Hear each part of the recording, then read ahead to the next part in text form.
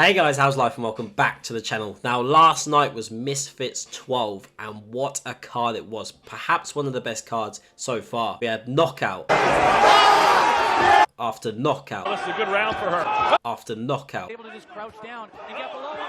We had AARONS calling out Joe Weller for a fight. AARONS versus Joe Weller. Make it happen, man. We had Lewis Littler, the dance sensation, meeting KSI. We had Slim trying to face off with KSI in the audience. Come on, meal on Misfits. Come on, KSI. You want a piece of that? You got the whole meal. I'll kill you. You want a piece of that? You got the whole meal, Habibi. And the boxing itself was next level. From an entertainment point of view, Misfits just seemed to be going from strength to strength. Let's start with the main event. We had Ed Matthews, who in himself is a big name. I'm going to be honest, I'm not the biggest fan of him. I'm not the biggest fan of his TikToks. However, he is a big star in his own right. He took the fight late, to be fair, and he was coming up against a mystery opponent. That must be incredibly difficult to train for in camp. First of all, he's not really had a proper camp. Most of these YouTubers now have to be sort of fit all year round in case these opportunities come up. Imagine you're not training. Imagine he's not been training. Do you want a headline in 10 days' time? You know, it's an incredibly risky move, but they're probably getting paid enough to make it worthwhile. And then the mystery opponent, we did not know who it was going to be. First of all, Ginty came sprinting out into the ring. Oh my god, it's Ginty. Oh my god. Then Swarms, we thought there might be a potential rematch. I don't think we need to see that as much as I do like Swarms. What? Swarms is there as well?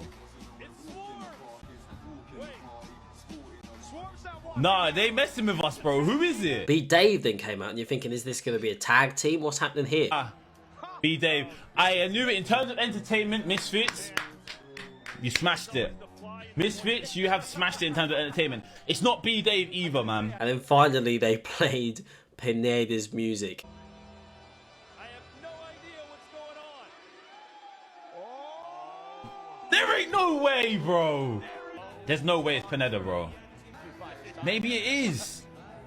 It's actually Pineda.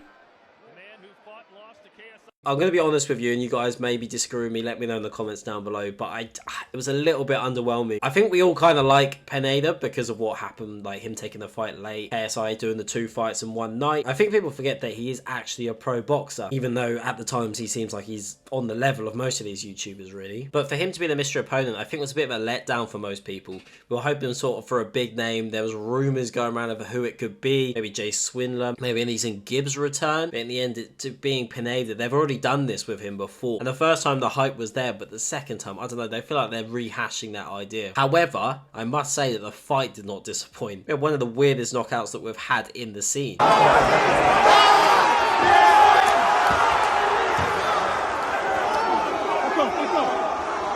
Pineda just battering Ed Matthews out of the ring. Ed Matthews then spraying out on the judges' table. And to be fair, it finished a great card up in an explosive way, which is what we want to see. Elsewhere, we had one of the most explosive knockouts in the women's division. Right hand scored for Elle. This is a good round for her. Oh!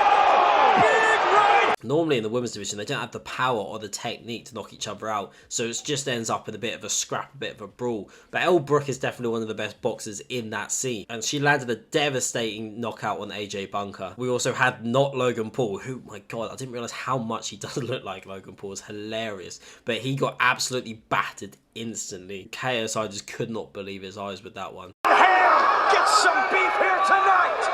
Overall, from start to finish, the card was great, but there was also stuff going on in the audience which we need to mention. Our old friend AARONS, he's been going through a lot recently, hasn't he? A new girlfriend, he's on the Sidemen Sunday, and now he's called out Joe Weller for a boxing fight. I'm hearing Joe Weller. He wants to go on Misfits. Hey, me and Joe, I think that sells out major pay-per-views, man. So, AARONS versus Joe Weller. Make it happen, man. If you fight Joe Weller, what happens?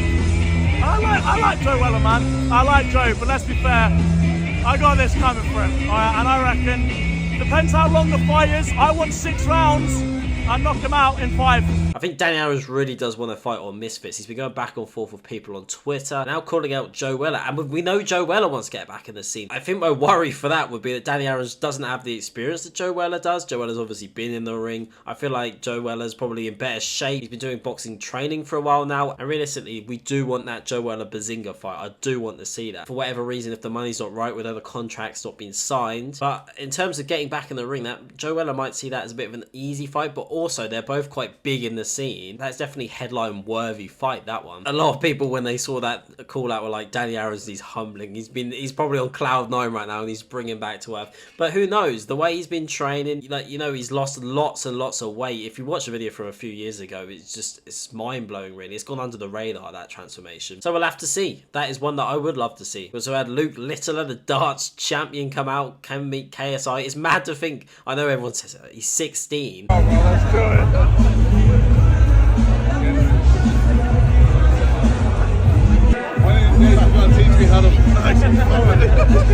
He's probably grown up watching the Sidemen and he's still young, so for him to get invited to these events, he must be absolutely gassed. That man does not look 16. He's not 16. Check his passport. Ed Matthews reacted to his loss. What happens? You get in the ring, you put your life on the line. It's boxing at the end of the day. Anything can fucking happen. Just gotta keep my head up. Is what it is, bruv. At the end of the day, like, I took a fight, 10 days notice, mystery opponent, all that bollocks. But yeah, I'll fucking fight anyone. I'll get in the ring with anyone. So yeah, we'll run it back. I need to get fit. I need to actually pattern up. It's a wake-up call, if anything.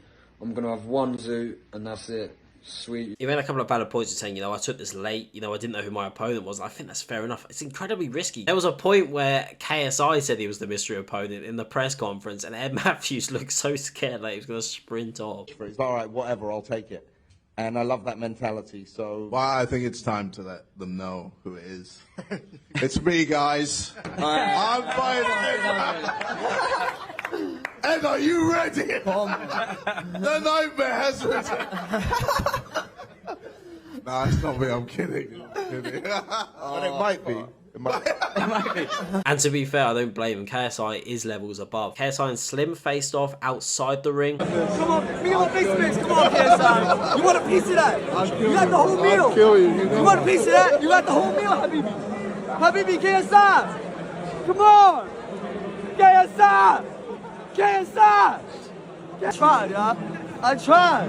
What kind of... And by faced off, it was Slim obviously begging for the fight near enough. You know, they're great characters, but KSI is saying, I'm levels above, I'm levels above. KSI has confirmed that he's going to fight in the second half of the year, and as much as we all want it to be Jake Paul, how likely is that to happen? I don't know. So who would you guys like KSI to fight if it wasn't Jake Paul? Maybe a Tommy Fury rematch? For example, if KSI fought Slim, in my opinion, I think it would be a very easy knockout for KSI. Is that something we want? Do we want him in the boxing scene, or would we prefer him just to take the Jake Paul fight and then sort of retire, be the promoter, and make these great events like we had last night? Obviously, KSI loves the boxing. I think he loves the camps. I think he loves to stay fit. But one thing that does do is take him away from Sidemen filming, takes him away from his other filming. I'd also like him to get a little bit back into music. As much as I think people will have like a love-hate relationship with KSI's music, he has mentioned that he's interested in getting into streaming, which is interesting. Anyway, guys, let me know your thoughts on last night's event. What was your favourite knockout? What fights would you like to see coming up? For me, for one, I'd like to see Anison Gibb back. He's extremely entertaining, and as much as it says he's retired, it's like, come on, come do something. It's a waste otherwise. Well, like, what are you doing? And of course, guys, if you aren't already, make sure to smash subscribe. It's absolutely free, no charge at all. It really, really does help me out. Helps me keep making these. Helps support the channel. I really appreciate it. Drop a like, and I'll see you next time. Hey, Jez, what do you think? What do you think? I think you're fat.